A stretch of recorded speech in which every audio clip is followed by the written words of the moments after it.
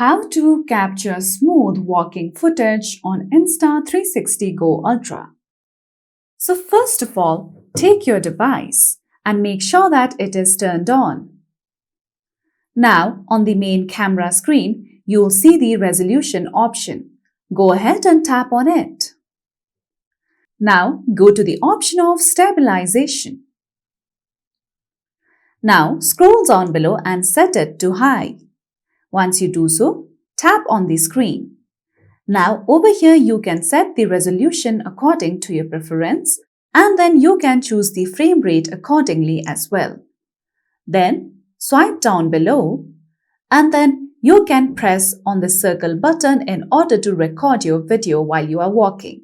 Make sure that you walk slowly in order to capture a smooth footage of you walking.